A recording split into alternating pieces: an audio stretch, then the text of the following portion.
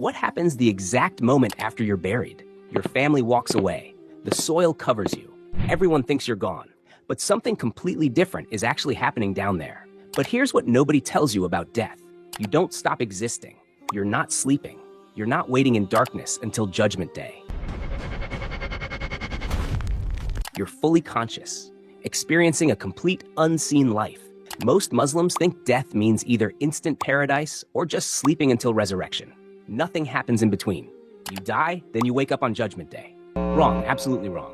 But the Prophet Muhammad, peace be upon him, revealed something most people don't know. There's an entire unseen world between death and resurrection called barzekh, the barrier.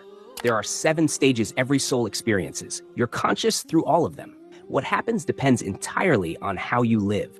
This comes from authentic hadith in Sahih Bukhari and Sahih Muslim.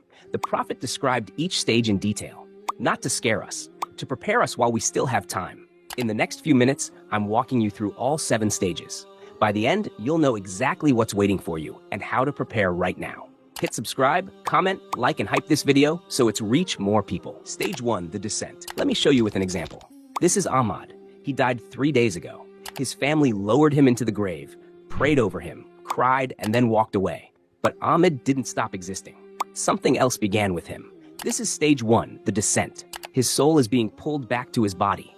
Not like life, but different. He hears his family's footsteps fading above the soil. The silence is crushing, but he's not alone. If Ahmed lived righteously, a beautiful figure appears beside him, dressed in white, fragrant, calm smile. The figure speaks softly. Do you know who I am? Ahmed whispers. Your face brings peace. The figure replies, I am your good deeds. I stayed with you in life, and I will stay with you forever. But if he wasted his life, a dark figure crawls toward him. Blackened face, rotting stench. The figure growls. Do you know who I am? Ahmed trembles. I don't want to see you. The figure hisses. I am your evil deeds. I followed you in life, and now you can't escape me. The Quran warns in Surah Al-Mu'minun, behind them is a barrier until the day they are resurrected. So Ahmed is trapped in that barrier now. And what happens next will determine everything. 2 beings are approaching his grave. Stage 2, the questioning. Now this time again, Ahmed hears footsteps, but not human footsteps. Something heavier. 2 figures appear in his grave, Munkar and Nakir, the angels sent to question every soul. Their voices shake the earth around him. This is stage 2, the questioning. They ask 3 questions. Who is your Lord? What is your religion? Who is your prophet? If Ahmed lived on his faith, the answers flow instantly from his tongue. My Lord is Allah. My religion is Islam. My prophet is Muhammad. His heart knows the truth. No hesitation. Light begins filling his grave. But if Ahmed only said he was Muslim without truly living it, his tongue freezes. I don't know. I heard people say something. The words won't come. His mind goes completely blank. Panic sets in as darkness closes around him.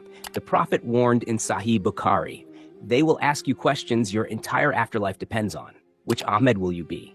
The one who answers with certainty or the one whose tongue betrays him? Now the grave will begin to react to his answers in the next stage. Stage 3, expansion or constriction. Now suddenly Ahmed feels the walls moving around him. Something's happening to the grave itself. This is stage 3, expansion or constriction. If Ahmed answered correctly, his grave expands. The walls stretch out as far as his eyes can see. Spacious, comfortable, like a room in a palace. He can breathe. He can move. The earth that felt heavy a moment ago now feels like soft cushions. But if he failed the questions, the opposite happens. The walls close in, squeezing, crushing his chest, his ribs pressing into each other. The pain is unbearable. He can't move, can't breathe properly. The earth itself is punishing him. The Prophet said in Sahih Muslim that even the righteous feel a gentle squeeze at first, a reminder of their humanity. But then it releases like a mother's embrace. Same piece of ground, 2 completely different realities. Your deeds determine which one becomes yours. Ahmed's grave settles into its new state. But something else is happening now. The darkness is changing in the next stage. Stage 4, light or darkness. Now Ahmed's eyes adjust to his surroundings, and then he sees something. This is stage 4, light or darkness. If Ahmed prayed his 5 daily prayers, gave charity, helped people, his grave fills with warm light, like sunrise, soft and golden. Every good deed he did becomes light surrounding him. He can see clearly. He feels warmth, peace. But if he skipped prayers, lied, hurt people without seeking forgiveness, complete darkness surrounds him. Thick, suffocating. He can't see his own hands. The darkness presses against him like a physical weight. Every sin he committed becomes darkness that won't leave. The Quran says in Surah An-Nur, Allah guides to his light whom he wills, and for whom Allah has not made light, there is no light. Everything you do in life either builds light or darkness around you in the grave. Every choice matters. Every prayer counts. Every lie adds to the darkness. If you want to deeply understand what happens after death from authentic Islamic sources, there's a comprehensive book called Life After Death and Affairs of the Unseen by Sheikh Salih Al-Fawzan. It covers barzakh, the grave, Judgment Day, everything the scholars documented from Quran and Hadith. I've linked it in the description if you want to study this topic in depth. But now back to Ahmed. Ahmed sits in whatever reality his deeds created. Then a window opens. Something is appearing in his grave now. Stage 5. Comfort or torment. Now, a window appears in Ahmed's grave. He sees something through it. This is stage 5, comfort or torment. If Ahmed lived righteously, he sees paradise through that window. Gardens, rivers, beauty beyond description. He smells it. Roses and musk and sweetness he's never known. Every breath fills him with joy. This is his preview, his promise. Peace floods his heart. But if he failed, a different window opens. Hellfire. He sees the flames. He feels the heat on his face. He smells burning flesh and sulfur. Terror grips him. This is his preview, his warning. He tries to look away, but he can't. He can't. The window stays open. The Prophet said in Sahih Bukhari that the believer's grave becomes a garden from the gardens of paradise. The sinner's grave becomes a pit from the pits of hell.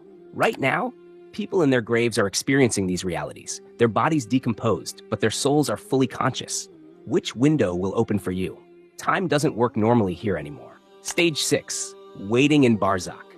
Now, Ahmed has been in his grave for 800 years now. But he doesn't know that. This is stage 6, waiting in barzakh. If Ahmed is at peace, those 800 years feel like an afternoon nap. Time passes like moments. He's comfortable, dreaming of paradise, smelling its fragrance, waiting patiently for resurrection day. No suffering, just peaceful rest. But if Ahmed is being punished, every single moment feels endless. A day stretches like a year of suffering. 800 years feels like eternity. He screams, but nobody hears. He's completely isolated. The pain doesn't stop, the heat doesn't cool, the darkness doesn't lift. The Prophet warned that the grave is either a garden from paradise or a pit from hell. Think about this. Some souls have been waiting for thousands of years, and they're still there, still experiencing whatever their deeds created. You can still prepare right now, but once you're there, it's too late to change anything. Suddenly, everything changes. A sound splits the sky. Stage 7, the resurrection. The moment begins when Angel Israfil blows the mighty trumpet. The sky trembles, mountains crumble. Ahmed hears the sound even inside his grave. This is stage 7, the resurrection.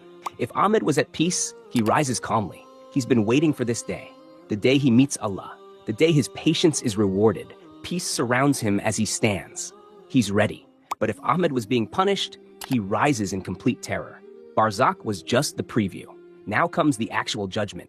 Now comes eternity. Everything he feared in the grave is about to become permanent. The Prophet said in Sahih Bukhari that people are resurrected in the same state they died in. The believer in peace, the disbeliever in terror, barefoot, naked, but so focused on what's happening they don't even notice. Every soul that ever lived rises at this moment. Billions of people, all facing the same reality. Judgment Day has begun. The 7 stages of barzakh end here. Your eternity begins. These 7 stages are waiting for every single person. No exceptions. The Prophet said the grave is the first stage of the hereafter. Whoever passes through it safely, everything after will be easier. So ask yourself right now, what will your answers be when the angels arrive? Will your grave expand or squeeze? Will you be surrounded by light or trapped in darkness? The beautiful truth is, you're still breathing. You can still prepare. Every prayer, every good deed, every moment of remembering Allah builds your reality in barzakh. And the foundation of all of this is your 5 daily prayers. If you're praying consistently, your grave will be light and peace. But if you're struggling with prayer, if you're skipping Fajr, if you're delaying prayers, you need to fix this now.